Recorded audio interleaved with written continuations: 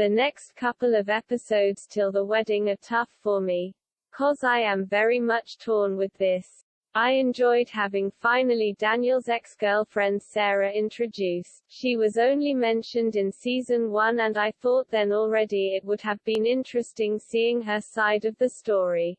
But when she tried to win back Daniel, which would ultimately undermine Emily's plans for the wedding, I was nerved by her. Even more as she stuck to Daniel even after the wedding. From this point on she was such a cliché character and I was very much disappointed that they not gave her a revenge arc of herself. In these days they would have surely made her team up with Emily against Daniel. And I would love to see that, cause she had potential being bad as she was teasing Emily. Another thing I enjoyed but also disliked was how Emily is treating Daniel and how much suffering she puts him through only to get through with a plan that was doomed to fail from the start. As you see, they really had me invested in this, so for entertainment reasons I think they made nothing wrong with it. The cherry on top was the new target they strayed in to distract us a little bit from the wedding preparations. Anyway, I like the theme and the mood of these next couple of episodes. Because it is naturally that after 3 years with Daniel and more than a decade of preparation for her vendetta, Emily gets weary and sick of pretending. So the monologue was fitting for that. But making us believe Patrick could have hurt or even killed Nolan was a cheap trick to keep viewers invested. I think they even put that question in the promo. Do not get me wrong, I like that they are playing around with the threat of Patrick and him being some kind of dangerous. That was an intriguing part of his story. And Emily is right when she tells Nolan to be careful, cause he can be trusted. Even less when he is colluding with Victoria. But I do not believe that he was toying with Nolan's feelings or could possibly hurt him physically. He seems in the same way torn as Nolan himself. 'Cause both try to be loyal to the important women in their lives, namely Victoria and Emily. But still want their relationship to work. I like that they make it a problem for Nolan and Emily. And I am also thankful that everything turned out well. So she had no to take Patrick down against Nolan's will. The friendship between her and Nolan was the only good constant. Another breakfast scene. I just adored how fake Emily and Daniel are behaving, and he even recognizes it.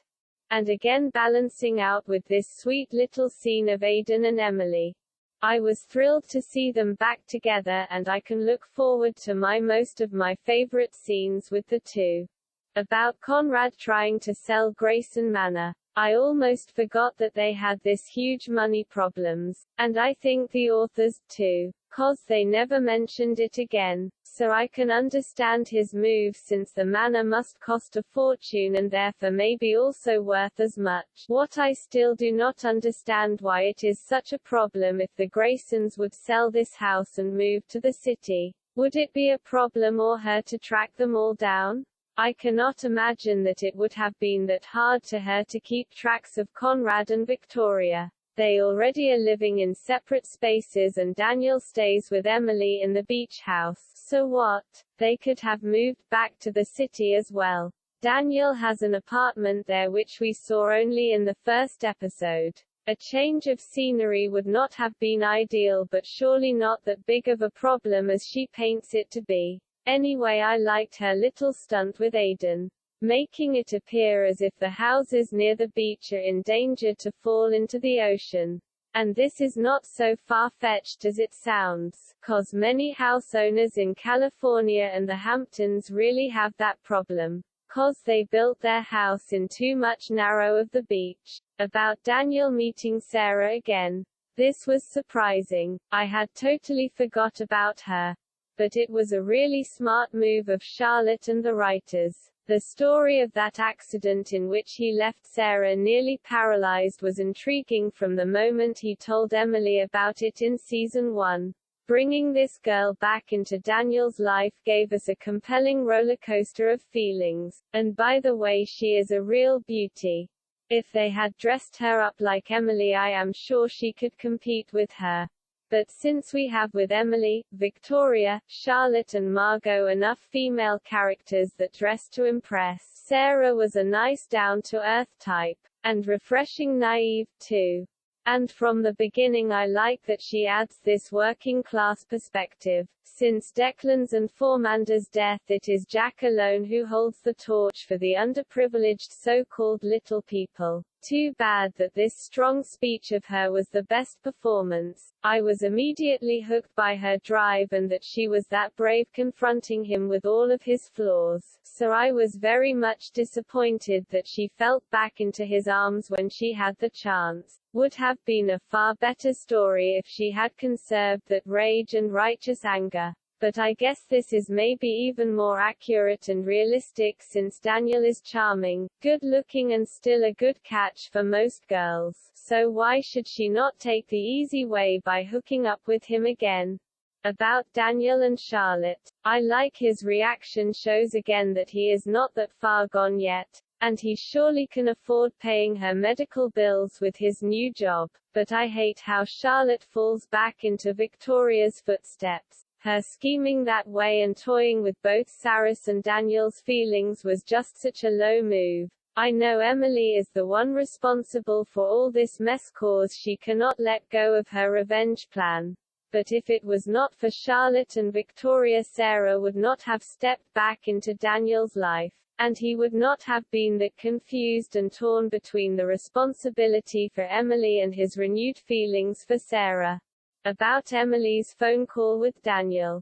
They really going far with this scene. Since that dream in which Emily was sleeping with Daniel and Aiden only waking up alone. They never quite showed us how naughty Emily was cheating on Daniel. Here she talks with him on the phone while she is with Aiden, who obviously looks like the cartoon of a construction worker. To make the cliché complete, they are drinking beer. However, I still like this scene cause it is one of the hotter sex scenes they grant us so rarely throughout the show. In retrospect, it is so sad how often they are planning a future together and it always gets snatched from their hands. Aiden had not that much of a happy life and sacrificed his happy end for Emily's sake. He should have stayed away the second time he left in this season. About Nolan and Jack talking in the open. Like I said, I love that they finally break with all these secrets in this and the last season. Truth and lifting secrets is another theme for both of the last seasons. It was thrilling hearing Jack and Nolan talking about Emily aka Amanda as they should have from the start. And I love Nolan's quote here because it makes clear why we the audience also love Emily that much, even though she does all those nasty things and is that mean and cruel to her friends. We literally saw in those flashbacks that helpless little girl being robbed of her happy childhood and all the things she cherished the most, her family, her home and her friends. The plot twist with Victoria leaving Grayson Manor and stopping her by making her believe Conrad was hiding their money was not at all entertaining but necessary to solve their problems. Anyway, I enjoyed the outward appearance of this scene with Aiden more than the content of their conversation. I just enjoy those scenes when they met at the beach. Another thing I do not understand is the need to say goodbye to Patrick only to bring him back for the wedding. Had he other obligations that collided with the schedules of revenge? Because the excuse for his early departure looks every much forced. About Nolan talking openly with Emily. This conversation was hard to endure, but Nolan had to speak up for himself cause Emily herself seemed to fall into old patterns from season 1, in which she did not give a damn about Jack's or Nolan's feelings. Remember when she spilled that arrangement between Nolan and Tyler in order to get Daniel to win? About Daniel and Sara again. I really liked where this was going. Him asking for forgiveness was a promising and decent move. Too bad that their relationship will go in a totally different direction. As much as I enjoyed the War of Roses between Emily and Daniel, as much I despised his short relationship with Sara. It brought the most bad behavior out of him and out of her. I love this transition from him to Emily. Hints to a theme they emphasized in the last season. How similar she and Daniel have become to his parents, especially Victoria. They both maybe not manipulate people for fun or to prove their power over them. But they both surely do it when it serves their agenda. So Daniel and Emily are not that different after all.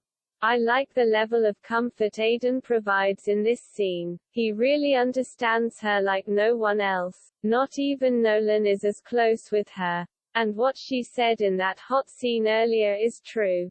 I do not think she could have going through all this without Aiden on her side. Nolan is an important ally, no question.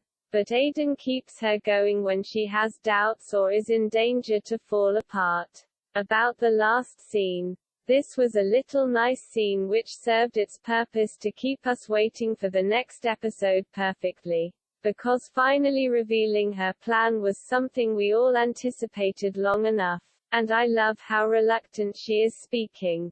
When Emily speaks from the heart, you know it, cause she just cannot find the perfect words. We will talk about her plan in the next episode, but I can say this much: for me it was not that impressive. Season.